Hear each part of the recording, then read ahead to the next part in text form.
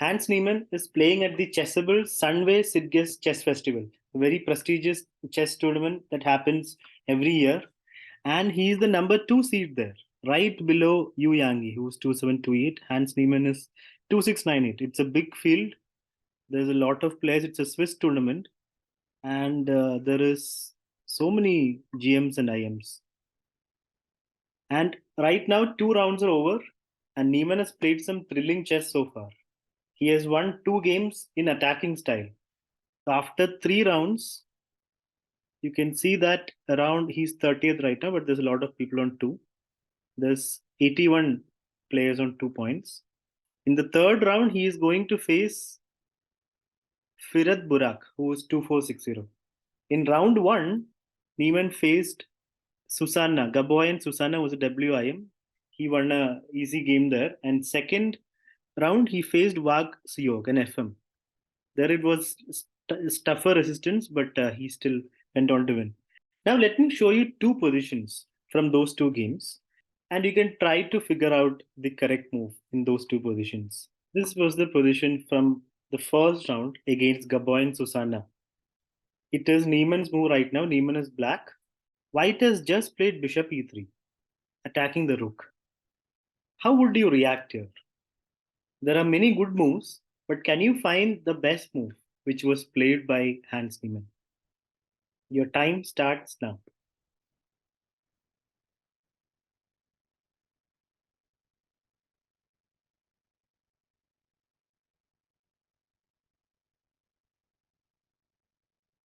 The correct move or the best move in the position is bishop h6, which was played by Niemann. And soon he converted this with a nice style and a nice attack. I'll show you the full game later. Now, before that, let me just show you a position from the second round. This time, it's a little more direct. There is only one move for white. Hans Niemann is white. He has only one move to get an advantage here. Bishop has just attacked the queen and your rook is also hanging. What did Niemann have in mind in this position? Can you find the only winning move for white in this position? Your time starts now.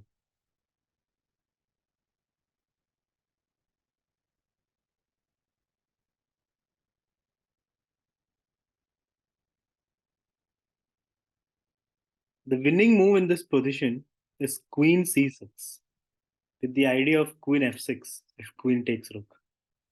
So queen takes rook happened, and after queen takes rook, Niemann played queen f6 and went on to win a very nice game.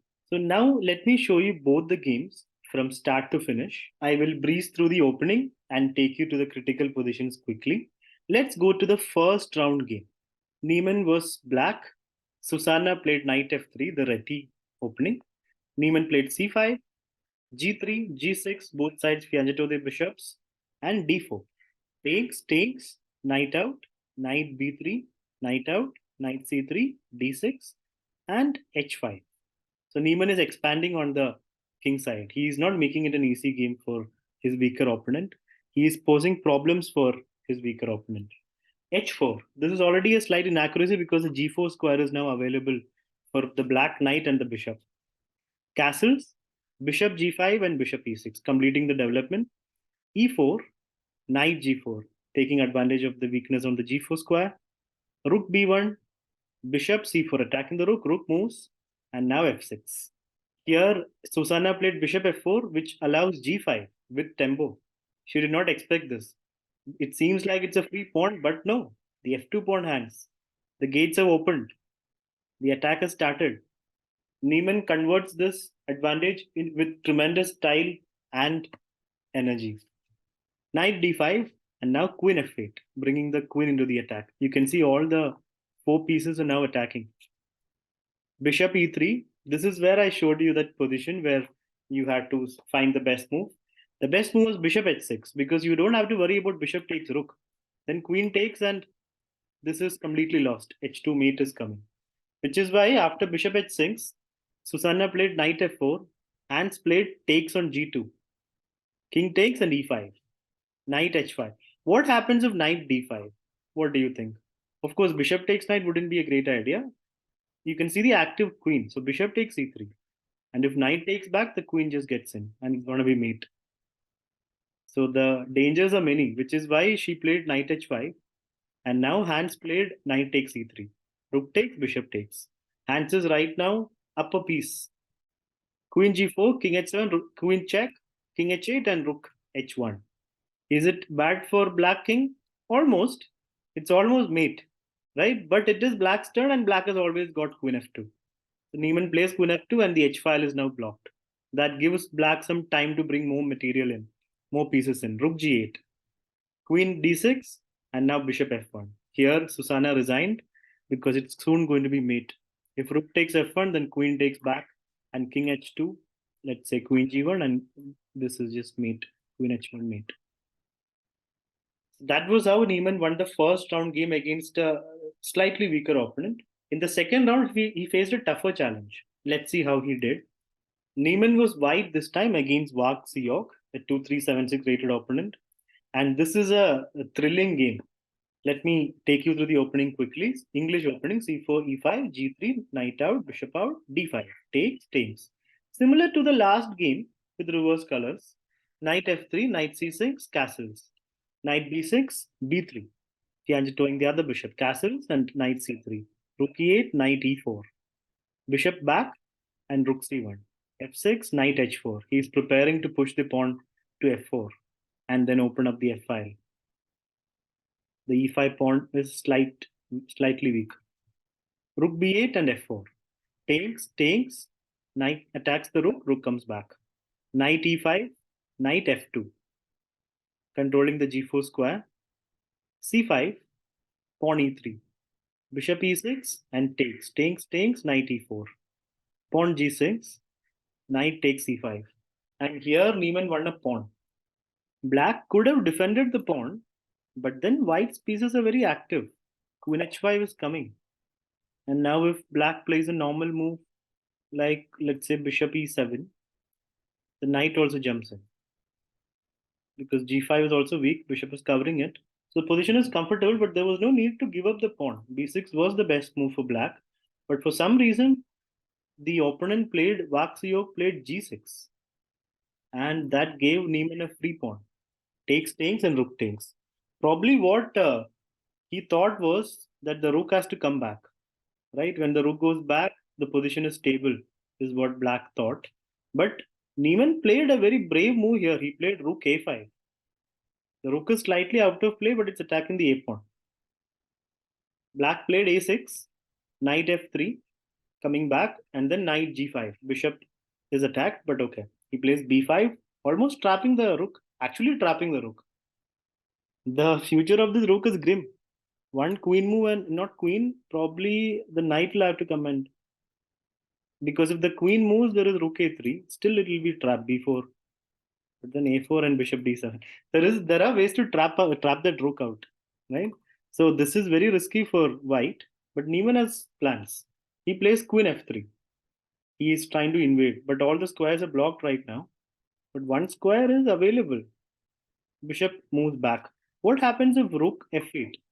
Then just knight into e6, queen takes, and then the knight hangs. So that is a problem. So bishop g8, keeping the knight defended by the bishop and the queen.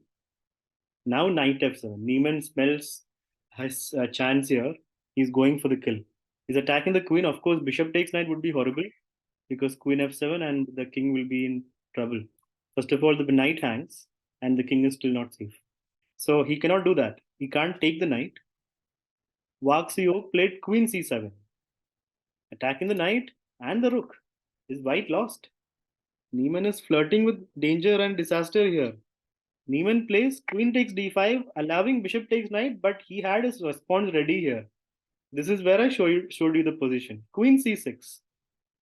If queen takes, then it's a winning endgame for white. It is how many pawns? One pawn up and add two pieces. This pawn is also gone now. There is no way to save it. You can play rook c8 probably, but then I'll just play bishop. Oh wait, rook is hanging. You'll have to play rook c8 probably, and then just rook a6 and two pawns up, third pawn almost hanging, and it's a winning endgame. So which is why after queen c6, Vaxiok played queen a5, allowing queen f6, and now king can't go back, right? Then the bishop hangs with check. the king would get into more trouble. So king came to h6. Pawn g4, a very nice move, not taking the bishop, not taking his material back. He is right now down an exchange. Actually, down a full rook. Okay, you can take the bishop and you'll still be down an exchange. But Hans wants to checkmate the king. Pawn g4, threatening g5. Queen d8, and now g5. King h5, queen g7, still not taking the bishop. He is threatening queen h7 and more trouble for the black king. But then black can play queen takes pawn, right?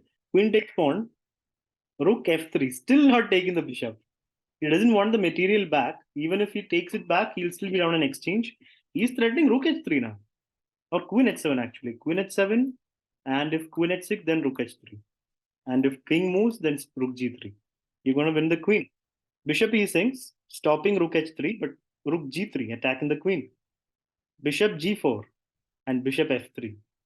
The bishop is almost gone. He plays king h4, queen h7 check, bishop h5, and rook takes g5. So black had no way to get out of this without losing the queen. He just loses the queen now. King takes. Here, Niemann took on h5. He played bishop takes h5 and went for this endgame. The position is better for white because the white queen is more active and the black king is not safe. In these kind of positions where queen is playing against two rooks, the open files matter, but also the safety of the king is more important. Here, white can just keep giving checks and win the pawns, which are weak. And that's what Niemann does. He plays king f5, opponent plays king f5, queen check. Repeats twice, but then king f2. Rook a8, too passive. Yeah, he's defending the pawn. Queen check, pawn h4. If king takes, it's going to be a mate. Can you calculate the mate if king takes pawn? Your time starts now.